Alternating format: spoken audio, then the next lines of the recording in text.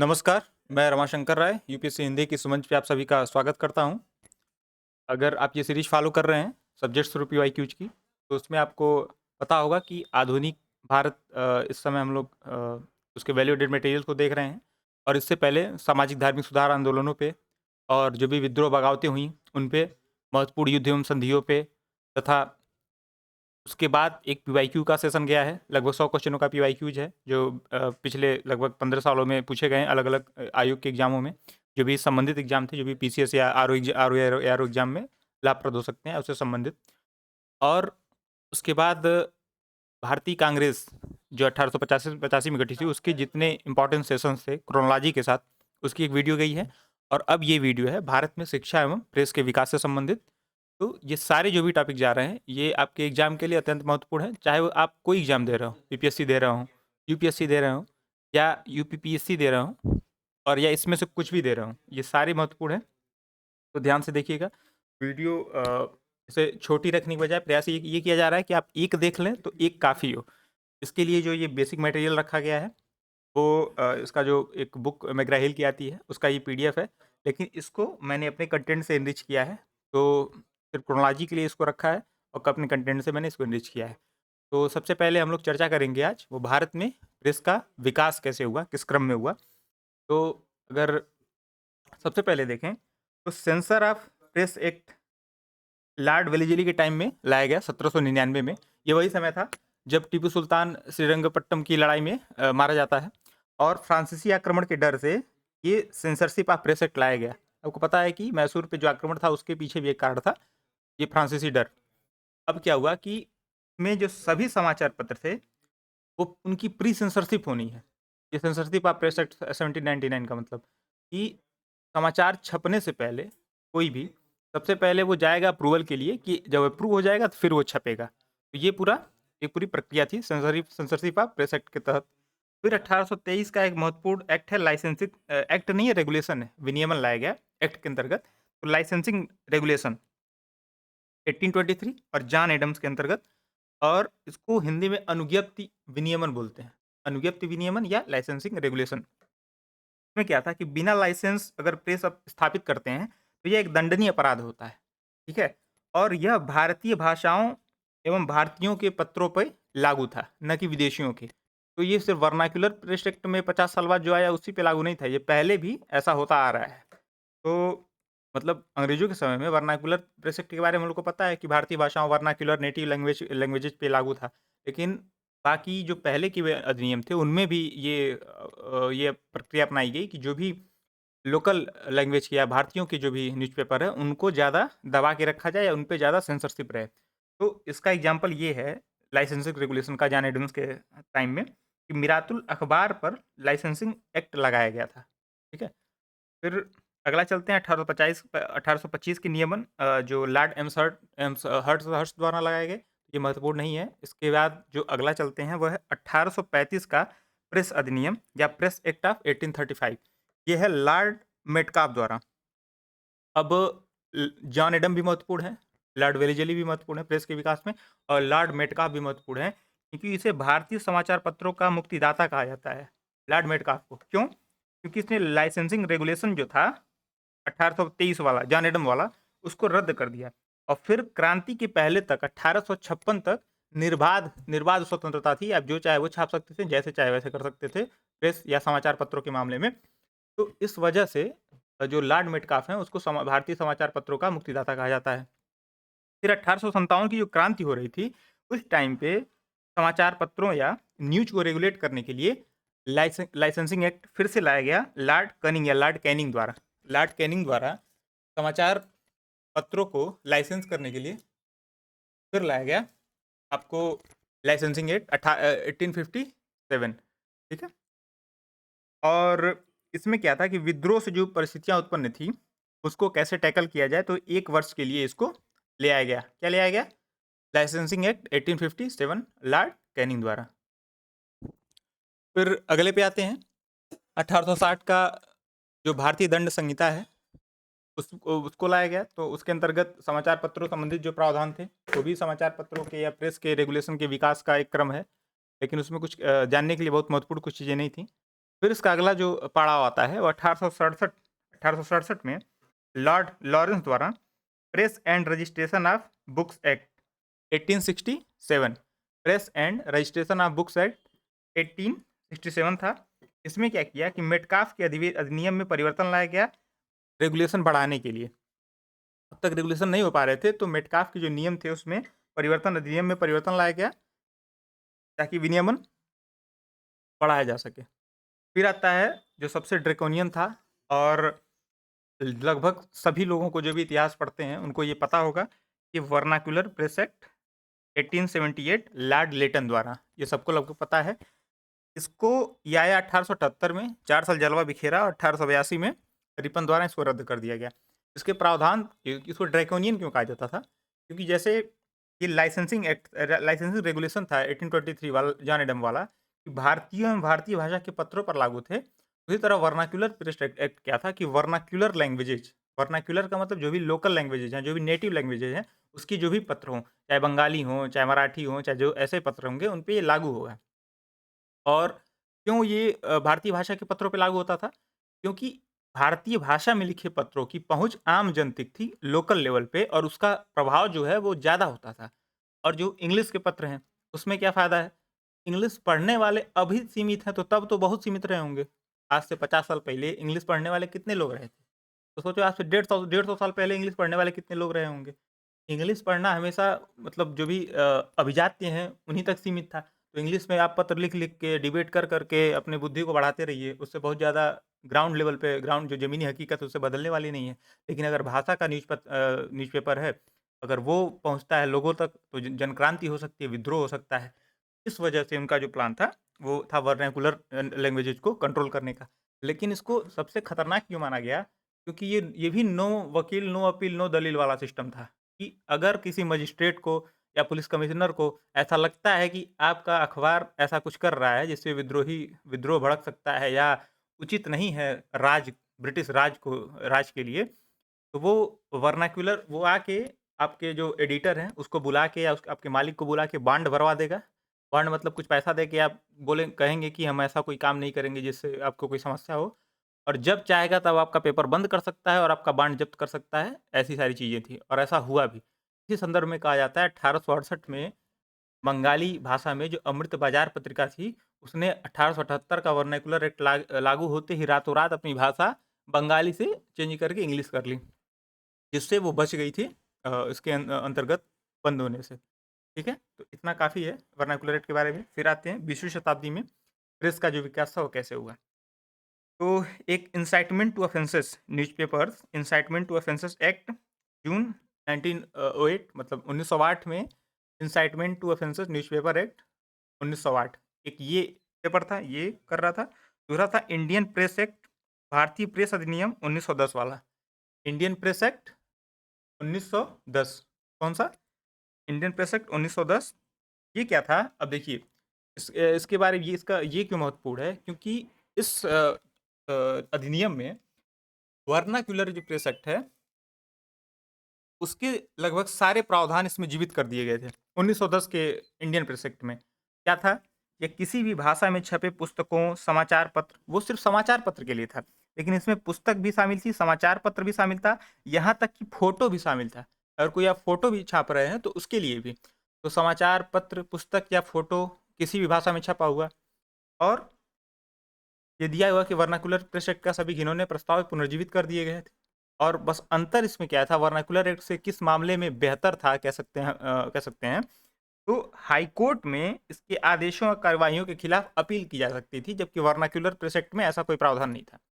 तो इस वजह से इंडियन प्रेस एक्ट भी उतना ही महत्वपूर्ण हो जाता है, इसके बारे में ध्यान रखिएगा। फिर आता है ऑफिशियल सीक्रेट्स एक्ट 1923, ये भी होता है। और फिर Indian press emergency powers act 1931 Lord Willingdon द्वारा। ये सारे उसमें सविनय अवज्ञा आंदोलन चल रहा था, तो इस तरह की गतिविधियाँ सामान्य थी। फिर प्रेस जांच समिति आई 1947 की। तो ये कुछ भारतीय प्रेस के जो अधिनियम है या जो नियमन है, विनियमन है, उसके विकास का क्रम हम लोग देख ले रहे हैं। फिर देखते हैं भारत में जो प्रेस कैसे विकसित हुआ, उसके बारे में थोड़ी हम लोग चर्चा कर लेते हैं। हुआ क्या कि सर्वप्रथम जो प्रिंटिंग प्रेस है उसके लाने का श्रेय जानते हो किसको है? वह पुर्तगालियों को, थोड़ा स्पष्ट नहीं देख रहा होगा तो हम बता दे रहे हैं, ये सर्वप्रथम प्रिंटिंग प्रेस लाने का जो श्रेय है वो पुर्तगालियों को है। ये क्लियर हो रहा है भाई कि 1570 ईस्वी में गोवा में पुर्तगाली पादरियों द्वारा, 1570 ईस्वी में गोवा में पुर्तगाली पादरियों द्वारा, यहाँ पुर्तगाली क्लियर है, पादरियों द्वारा हो गया, तो सर्वप्रथम प्रिंटिंग प्रेस लाने का श्रेय है। लेकिन जो वास्तविक प्रेस है की स्थापना किसने की थी? तो 1766 में ईस्ट इंडिया कंपनी के बागी कर्मचारी, मतलब छोड़ दिया कंपनी बाद में, William bolt, William bolt, William bolt द्वारा, ठीक है। फिर आता है प्रथम समाचार पत्र, घर घर को, बच्चे बच्चे को पता है, बंगाल गजट 1780 अंग्रेजी भाषा में, जेम्स ऑगस्टस हिक द्वारा, ठीक है, ये हो गया। फिर आता है किसी भी भारतीय द्वारा प्रकाशित प्रथम समाचार पत्र, तो 1816 में माना जाता है, बंगाल गजट, बंगाल गजट नाम था इसका, गंगाधर भट्टाचार्य द्वारा, और इसकी जो भाषा थी वो अंग्रेजी भाषा थी, 1780 वाले के से अलग है ये। जैसे वो बंगाल गजट जो था इस भाषा से अलग है, और बाद में ये जो बंगाल गजट है फिर ये बंगाली में भी आया, बंगाली भाषा में भी आया था। तो किसी भी भारतीय, मतलब जो सर्वप्रथम भारतीय जिसने समाचार पत्र प्रकाशित किया वो गंगाधर भट्टाचार्य थे। फिर आता है बंगाली भाषा में प्रकाशित प्रथम समाचार पत्र, तो ये डिबेटेबल है, कोई कोई कहता है कि मार्शमैन द्वारा दिग्दर्शन है 1818 में, कोई कोई कहता है कि बंगाली में, बंगाली भाषा में बंगाल गजट,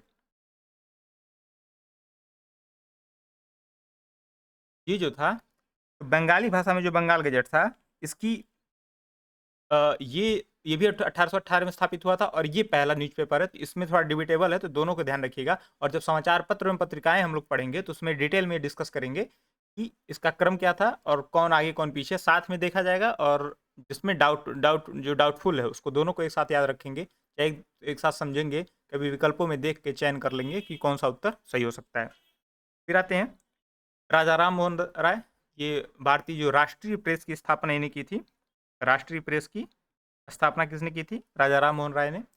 और इनकी जो समाचार पत्र थे, संवाद कौमुदी बंगाली भाषा की थी 1821 में, ब्राह्मणिकल मैगजीन अंग्रेजी भाषा में थी 1821 में, और मिरातुल अखबार ये फारसी भाषा में था 1822 के अप्रैल में, ठीक है। और इसके विरोध में, संवाद कौमुदी के विरोध में समाचार चंद्रिका 1882 की स्थापित हुई थी भवानी शरण बंदोपाध्याय द्वारा। ये हम लोग इससे पहले भी डिस्कस कर चुके हैं समाचार चंद्रिका के बारे में, भवानी चरण बंदोपाध्याय द्वारा जो संवाद कौमुदी के विरोध में लाई गई थी। ये PYQ का डायरेक्ट क्वेश्चन है, ठीक है। फिर आगे चलते हैं, जामे जहानुमा, यह उर्दू का अखबार था, 1822 के मार्च में लाया गया। एकदम एग्जैक्ट डेट मत याद रखिए, बस क्रोनोलॉजी याद रख लीजिए कि भाई कौन कौन पहले क्या था। हरिहर दत्त इसके, अब लगेगा उर्दू अखबार रहेगा, जामे जहानुमा दे देगा, उसके बाद दे देगा कि कोई उर्दू नाम दे देगा, आपको लगेगा वही सही है। अब संवाद कौमुदी है बंगाली में, या मिरातुल अखबार है फारसी में, तो दे देगा कि फारसी का पहला न्यूज़पेपर, और कोई उर्दू नाम दे देगा तो आपको लगेगा वही हो सकता है। लेकिन इसी वजह से इन चीज़ों को ध्यान रखना है। इसी वजह से इसी तरह गुजराती भाषा में प्रकाशित प्रथम समाचार पत्र बम्बई समाचार 1822 ईस्वी में था, और जहांगीर फरदोंजी इसके संस्थापक थे, इसको निकालते थे। फिर आता हिंदी भाषा देवनागरी का पहला समाचार पत्र उदंत मार्तंड 1826 कानपुर से, पंडित जुगल किशोर शुक्ल एवं मन्नू ठाकुर, इन दोनों को याद रखिएगा। पंडित जुगल किशोर के बारे में उनको जनरली पता रहता है, मन्नू ठाकुर को भी याद रखिएगा कि भाई देवनागरी लिपि का पहला पत्र है, तो ध्यान रखना जरूरी है। कानपुर से निकला था उदंत मार्तंड। हिंदू पेट्रियाट अच्छा न्यूज़पेपर था, इसके बारे में भी थोड़ा आपको मतलब जानना चाहिए। 1853 में ये लॉन्च हुआ था गिरीश चंद्र बोस द्वारा, ठीक है। 1855 में हरिश्चंद्र मुखर्जी इसके संपादक थे। कभी कभी पूछता है कि हिंदू पेट्रियट के कौन संपादक इसमें नहीं थे या थे, तो इस वजह से इसको हम लोग ध्यान रखेंगे कि 1855 में हरिश्चंद्र मुखर्जी, इसके अन्य संपादक थे कृष्णो दास पाल भी थे, और कृष्णो दास पाल को ये सीधा सवाल पूछता है, भारतीय पत्रकारिता का राजकुमार कौन है? तो कृष्णो दास पाल, ठीक। था ईश्वर चंद्र विद्यासागर ने भी इसे चलाया था कुछ समय तक, हिंदू पैट्रियट को ईश्वर चंद्र विद्यासागर ने भी चलाया था। लेकिन अंततः क्या हुआ कि ब्रिटिश इंडिया एसोसिएशन, इसके बारे में हम लोग डिटेल में चर्चा कर चुके हैं, कांग्रेस की पूर्ववर्ती संस्थाओं या राजनीतिक संस्थाओं के वीडियोज में, जिसमें पीवाईक्यूज लेके हम लोग गए हैं। तो क्वेश्चन का पीवाईक्यू है एक जिस वीडियो में पार्ट 1 में, उसी में हम लोग जो कांग्रेस की पूर्ववर्ती राजनीतिक संस्थाएं थी उसके बारे में हम लोग डिटेल चर्चा किए हैं। और इसमें ये कवर है ब्रिटिश इंडिया एसोसिएशन, और उसका मुखपत्र था हिंदू पैट्रियट। ठीक है, उसने खरीद लिया ब्रिटिश इंडिया एसोसिएशन ने, तब से यह जमींदारी जो ब्रिटिश इंडिया एसोसिएशन है उसका मुखपत्र बन गया। अब आते हैं जब भूस्वामियों के हितों का प्रतिनिधित्व करने लगा। पहले लोकल लेवल पे बढ़िया अखबार था जनता के लिए, अब भूस्वामियों के हितों का प्रतिनिधित्व करने लगा। अगला चलते हैं, हिंदुस्तान टाइम्स के बारे में चर्चा कर लेते हैं। 1923 में इसकी स्थापना हुई थी, 1923 और 1923-24 मतलब माना जाता है, दो चीज़ें इसको देख लिया जाएगा। अकाली सिख आंदोलन के दौरान स्थापित समाचार पत्र था। ठीक है, इसको डिटेल में लोग देखेंगे समाचार पत्रिकाओं में। ये बस एक ओवरव्यू है, जो कुछ टॉपिक उसमें से निकाल के महत्वपूर्ण रख दिए गए हैं यहाँ पे, कि हम लोग प्रेस का विकास एक बार देख सकें। तो बाद में पंडित मदन मोहन मालवीय को भेज दिया गया, फिर मदन मोहन मालवीय चलाते रहे। इसके कौन कौन और एडिटर थे उसके बारे में हम लोग चर्चा करेंगे समाचार पत्र पत्रिकाओं में। फिर एक इंडियन मिरर करके पेपर था, इंग्लिश डेली था, इंग्लिश डेली इंडियन मिरर 1861 में स्थापना हुई थी देवेंद्रनाथ टैगोर एवं मनमोहन घोष द्वारा। देवेंद्रनाथ टैगोर एवं मनमोहन घोष द्वारा। NN सेन, नरेंद्र नाथ सेन एवं केशव चंद्र सेन भी संपादक रहे। ये सवाल पूछता है इंडियन मिरर के संपादक कौन कौन रहे हैं, तो इसमें ये शामिल है। फिर एक है गुलाम हुसैन का इंकलाब, पंजाब से निकलता था। अल हिलाल एवं अल विलाग 1912-13 में उर्दू में निकाला मौलाना आज़ाद ने। ठीक है, इसी प्रकार से मौलाना मोहम्मद अली जौहर जो रामपुर के थे, अली बंदियों में एक थे, मौलाना मोहम्मद अली जौहर ने कामरेड 1911 में निकाला इंग्लिश वीकली, और हमदर्द उर्दू में निकाला 1913 में। अब राइटिंग क्लियर भले ना हो, लेकिन ये आप ध्यान रखिएगा, आप अलग से लिख भी सकते हैं। फिर भारत में प्रकाशित पहला तमिल समाचार पत्र स्वदेश मित्रन था 1882 में, जी सुब्रमण्यम अय्यर और TN विश्वनाथन। ये था भारत में प्रेस का विकास, कैसे प्रेस से संबंधित जो रेगुलेशन एक्ट से वो डेवलप हुए, और किस प्रकार से भारत में प्रेस विकसित हुआ। हालांकि समाचार पत्र और पत्रिकाओं तथा पुस्तकों वाला जो वीडियो रहेगा उसमें हम लोग इसको डिटेल में चर्चा करेंगे कि कौन कौन मतलब काफ़ी मतलब अच्छे खासे उसमें अच्छा खासा कंटेंट है। तो ये सिर्फ समझ बनाने के लिए है, और आप सिर्फ कंटेंट रेफर करने के लिए वाला वीडियो रेफर कीजिएगा, समाचार पत्र पत्रिकाओं में पुस्तकों वाला। फिर आते हैं भारत में शिक्षा का विकास। शिक्षा का विकास या डेवलपमेंट ऑफ एजुकेशन, कैसे भारत में शिक्षा का विकास हुआ, क्या क्रम रहा। तो सबसे पहले हम लोग देखते हैं, तो सबसे पहली संस्था स्थापित हुई शिक्षा को लेके अंग्रेजों के दौर में, तो 1781 में कलकत्ता मदरसा, ये वारेन हेस्टिंग्स के समय की बात है, वारेन हेस्टिंग्स ने स्थापित किया था, और ये मुस्लिम कानूनों एवं अन्य विषयों की शिक्षा हेतु इसकी स्थापना की गई थी। ठीक है, फिर अगला स्थापित होता है 1791 में संस्कृत कॉलेज बनारस। यह जोनाथन डंकन, जो कि बनारस का उस समय रेजिडेंट था। हर जगह हर जो भी राजा महाराजाओं का उनकी राजधानी हुआ करती थी, वहाँ पे जब अंग्रेजों के अंडर में आ जाते थे तो वहाँ पे रेजिडेंसी बनती थी, वहाँ पे रेजिडेंट रहता था जो कि ब्रिटिश हितों का प्रतिनिधित्व करता था उस राज्य विशेष में। तो बनारस के राजा के यहाँ जो रेजिडेंट रहता था उसका नाम जोनाथन डंकन था, और संस्कृत कॉलेज बनारस की इसने स्थापना की 1791 में। कारण क्या था, हिंदू विधि एवं दर्शन के अध्ययन हेतु। ठीक है, ये हो गया। फिर आता है 1799, ये लॉर्ड वेलेस्ली का टाइम, फोर्ट विलियम कॉलेज इसने बनाया, ये लॉर्ड वेलेस्ली के टाइम में। फिर 1813 का चार्टर एक्ट, ये शिक्षा के बारे में क्या कहता है भाई। फोर्ट विलियम एक्ट, अच्छा थोड़ा ही चर्चा कर लेते हैं। फोर्ट विलियम एक्ट का शिक्षा में क्या भूमिका थी।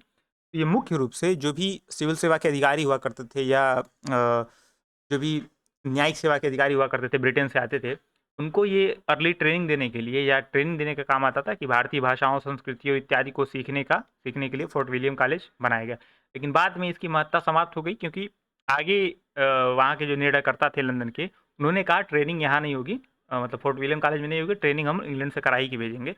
तो इस वजह से इसकी महत्ता समाप्त हो गई। खैर, फिर 1813 का चार्टर एक्ट आता है। चार्टर एक्ट, यह शिक्षा के मद में 1 लाख रुपए का प्रावधान करता है, लेकिन ये 1 लाख रुपए आंग्ल प्राच्य विवाद के कारण खर्च नहीं हो पाए। अब आंग्ल प्राच्य विवाद क्या है, एंग्लो ओरिएंटलिस्ट जो डिबेट है, ये क्या है।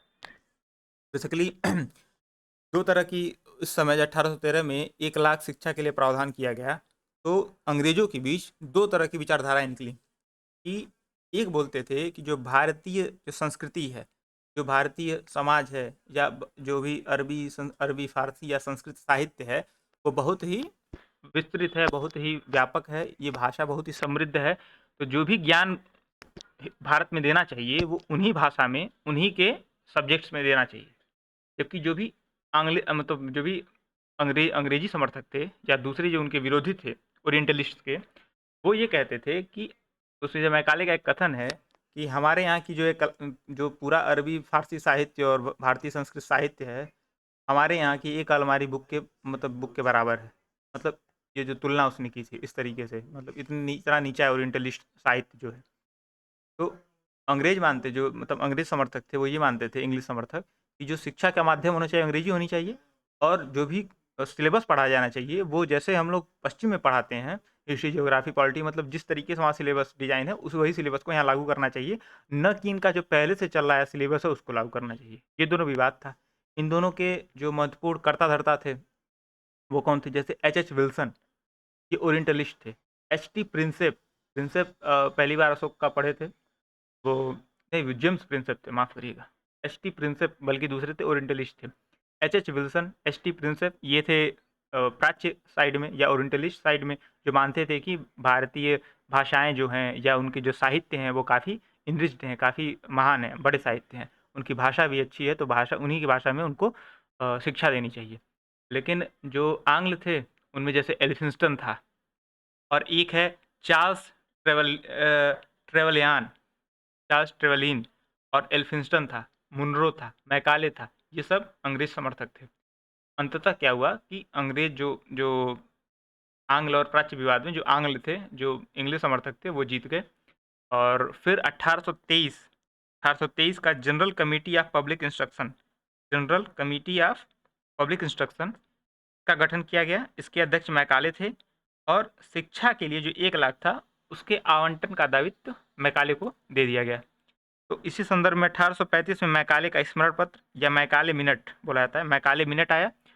इसमें डाउनवर्ड इन्फिल्ट्रेशन थ्योरी दी गई थी, और जो इंग्लिश थ्योरी थी, मतलब जो मतलब अंग्रेज समर्थित जो थ्योरी थी, उसको इसमें लागू किया गया ओरिएंटलिस्ट के विरुद्ध में। कि डाउनवर्ड इन्फिल्ट्रेशन थ्योरी का मतलब क्या था कि एक समाज होता है, मान लीजिए त्रिभुजाकार समाज है, ये त्रिभुज है, तो टॉप पे जब शुरुआत में हम शिक्षा देना शुरू करेंगे तो ऐसा थोड़ी है घर घर हम लोग चाहे गांव का कॉलेज खोल पाएंगे।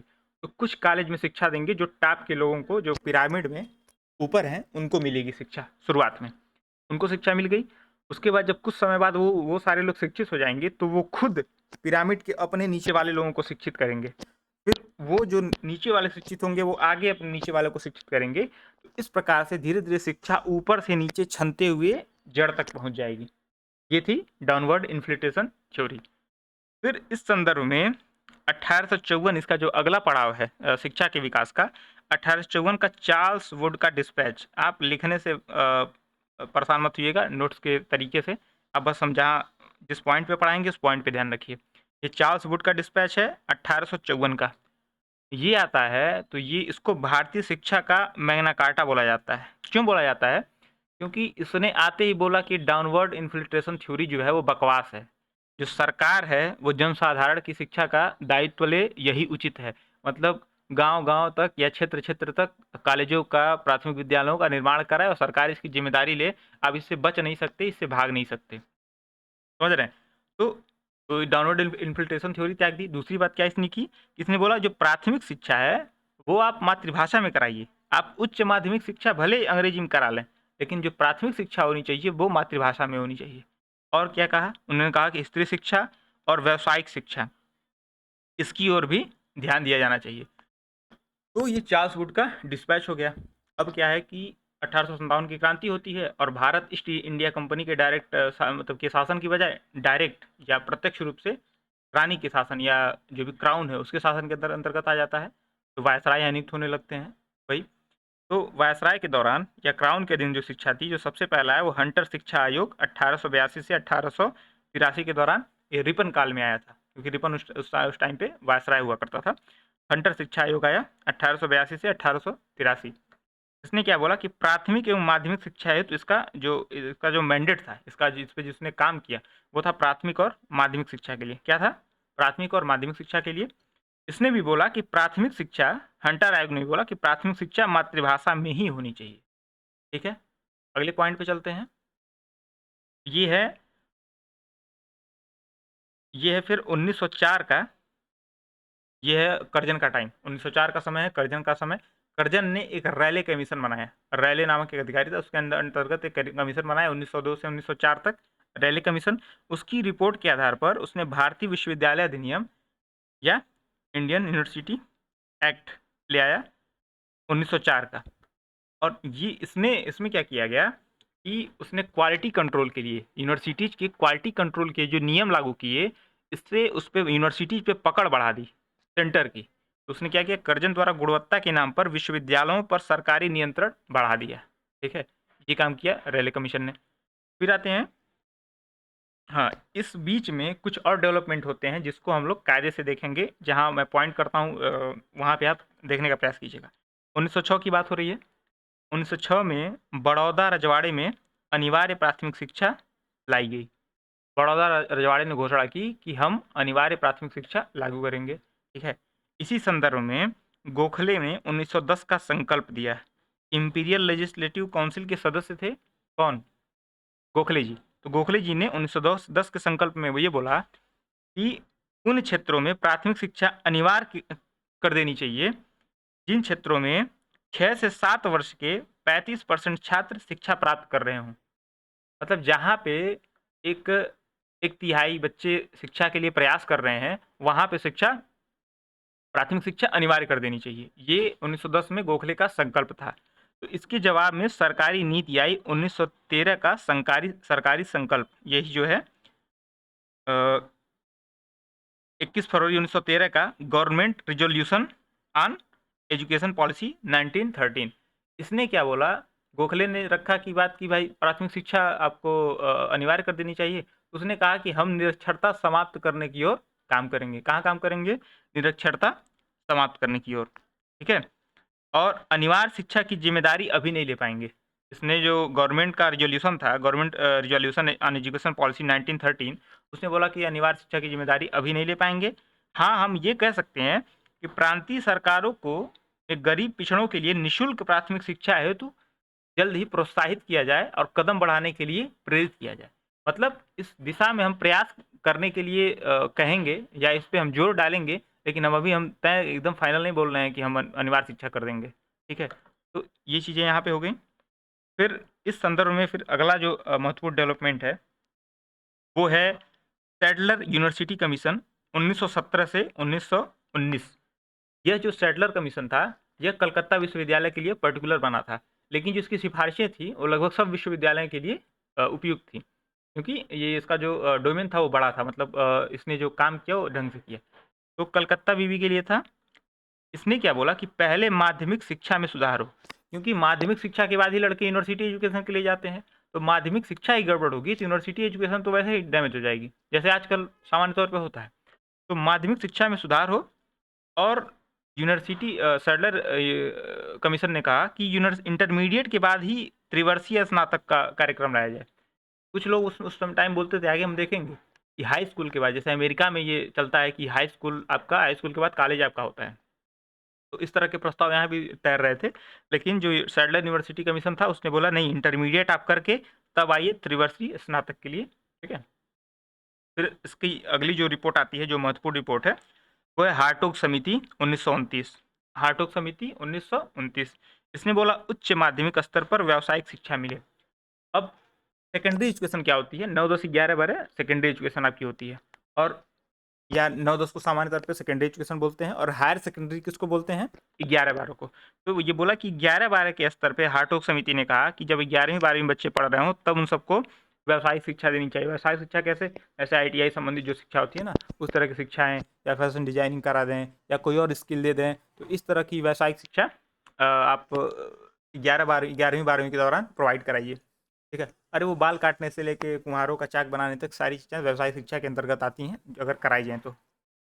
फिर 1937 में वुड एबर्ट रिपोर्ट आई। जैसे हार्टोग समिति 1929 और वुड एबर्ट रिपोर्ट 1937। इसकी सिफारिशें भी हार्टोग जैसी ही थी, तो कोई बहुत अंतर नहीं था। इसके बाद एक महत्वपूर्ण बिंदु है जो 1935 का है, वह central advisory board of education. Central advisory board of education 1935 क्या है? Central advisory board of education 1935, जिसको केप बोलते हैं, कि अभी भी एग्जिस्ट करता है, इस वजह से महत्वपूर्ण है। जैसे इसकी स्थापना सर्वप्रथम हुई थी 1920 में, लेकिन 1923 में इसको भंग कर दिया गया था। बाद में 1935 में इसको पुनः लाया गया और तब से ये अभी तक बना हुआ है। और शिक्षा मंत्री जो है, एजुकेशन मिनिस्टर जो होता है, वो इसका अध्यक्ष होता है। तो केप का अध्यक्ष कौन होता है? शिक्षा मंत्री। एजुकेशन मिनिस्टर जो है वो केब केब का अध्यक्ष होता है। 1935 में ये गठित हुई थी। फिर आता है कि आधारभूत शिक्षा की वर्धा योजना। जो वर्धा योजना थी 1937 की, आधारभूत शिक्षा की वर्धा योजना, ये बहुत ही महत्वपूर्ण टॉपिक है, क्योंकि गांधी जी से इन्फ्लुएंस थी, गांधी जी से प्रेरित, गांधी जी की विचारधारा से प्रेरित थी। और इसके जो अध्यक्ष थे, जो कमेटी थी जो बनी थी, जिसने आधारभूत शिक्षा की वर्धा योजना रिकमेंड की, उसके अध्यक्ष थे जाकिर हुसैन। कौन अध्यक्ष थे? जाकिर हुसैन। इसने बोला कि शिक्षा तो मातृभाषा में ही देनी चाहिए, मातृभाषा हिंदी में शिक्षा देनी चाहिए। ठीक है। दूसरी बात क्या उसने कही कि 7 वर्ष तक निःशुल्क एवं अनिवार्य प्राथमिक शिक्षा। 7 वर्ष का मतलब ये नहीं कि आप पैदा होने से 7 वर्ष तक निःशुल्क अनिवार्य प्राथमिक शिक्षा, नहीं। ये 7 वर्ष का बच्चा हो गया, वहां से लेके 14 वर्ष की आयु तक, अर्थात जो 7 वर्ष का ये पीरियड है, 7 से 14 का, तो इस दौरान 7 से 14 वर्ष की आयु तक जो प्राथमिक शिक्षा होनी चाहिए वो मुफ्त होनी चाहिए, अनिवार्य होनी चाहिए। और इसकी जो कमेटी थी उसके अध्यक्ष थे जाकिर हुसैन। और शिक्षा की आधारभूत शिक्षा की वर्धा योजना में भी ये कहा गया था कि जो पाठ्यक्रम में जो शामिल है उसमें भी स्किल शामिल की जाए, बच्चे हाथ से करके सीखें, आधार दस्तकारी, बुनाई, सिलाई, ये सारी चीज़ें भी इसमें शामिल की जाएं। तो ये शिक्षा की वर्धा योजना थी। फिर आता है शिक्षा का सार्जेंट प्लान 1944। अभी हम लोग चर्चा कर रहे थे ना कि हाई स्कूल के बाद डायरेक्ट कॉलेज वाला जो सिस्टम है, तो शिक्षा का जो सार्जेंट प्लान था 1944 का, इसमें शिक्षा के लिए क्या कहा है कि प्री प्राइमरी एजुकेशन होना चाहिए। अभी तक प्राइमरी एजुकेशन की बात हो रही है, लेकिन सार्जेंट प्लान आता है, बोलता है प्री प्राइमरी एजुकेशन, जैसे हम लोग किंडरगार्टन से जो केजी, यूकेजी, एलकेजी वाला, और या तो से पहले भी यूकेजी, एलकेजी के पहले भी होता है, क्या बोलते हैं, नर्सरी नर्सरी। तो वो जो एजुकेशन है, प्री प्राइमरी एजुकेशन, वो भी अब दी जानी चाहिए, ये बोलता है शिक्षा का सार्जेंट प्लान। और ये भी एक बात और बोलता है कि free and compulsory primary education. तो फ्री और कंपलसरी प्राइमरी एजुकेशन के साथ साथ प्री प्राइमरी एजुकेशन के बारे में बात कौन करता है? सार्जेंट प्लान करता है। और ये भी बोलता है कि हाई स्कूल के बाद सीधे त्रिवर्षीय स्नातक में बच्चों को भेजना चाहिए, इंटरमीडिएट की जरूरत नहीं है। तो ये बेसिक अंतर है। जो सैडलर आयोग करता है कि इंटरमीडिएट करके जाना चाहिए, और सार्जेंट प्लान बोलता है कि आप हाई स्कूल के बाद डायरेक्ट भेजिए। ठीक है। इसमें एक बहुत ही महत्वपूर्ण टॉपिक ये है कि विलियम एडम की रिपोर्ट थी किस संदर्भ में। पहले तो विलियम एडम को समझ लेते हैं। तो जब हम लोग चर्चा कर रहे थे, ये रहा, हम लोग कांग्रेस की पूर्व राजनीतिक संस्थाओं की जब चर्चा कर रहे थे, वो था, उसमें एक ब्रिटिश इंडिया सोसाइटी के बारे में हम लोगों ने चर्चा की थी, 1839 में गठित। यह विलियम एडम द्वारा गठित की गई 1839 में। जब भारत आए, राजा राम मोहन राय से मिले, इन्होंने कुछ काम किए, उसके बाद ये इंग्लैंड गए, लौटे, और लंदन में उन्होंने ब्रिटिश इंडिया सोसाइटी नाम की संस्था बनाई, जो कि वहाँ पे भारतीयों के कंसर्न के बारे में वहाँ के लोगों को जागरूक करती थी। अब क्या था कि 1841 में इसी संस्था ने ब्रिटिश इंडिया एडवोकेट नामक अखबार भी प्रकाशित करना शुरू किया। तो यही वाले जो विलियम एडम थे, इन्हीं की बात हो रही है। जो विलियम एडम ने भी शिक्षा संबंधित रिपोर्ट दी थी 1835 में, 1836 में और 1838 में। 39 में तो उधर चले गए थे, लंदन चले गए थे, और वहाँ पे ब्रिटिश इंडिया सोसाइटी बनाई थी।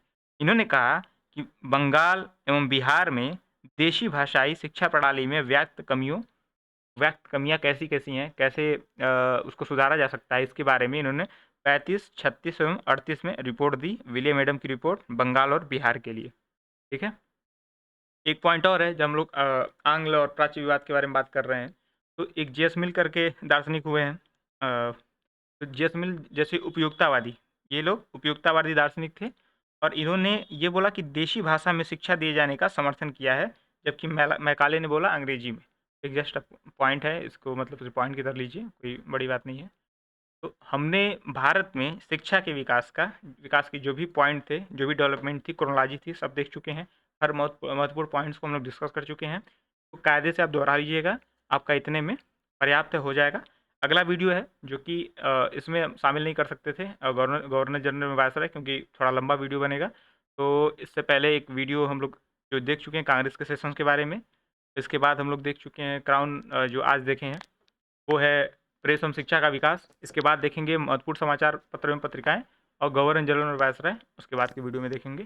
तो इस प्रकार से आप बने रहिए, जुड़े रहिए और कमेंट्स जरूर करिए कि क्लासेस कैसे लगी, क्या सुधार किया जा सकता है, और और आप लोगों को किस पॉइंट पे और कुछ चाहिए। तो नमस्कार।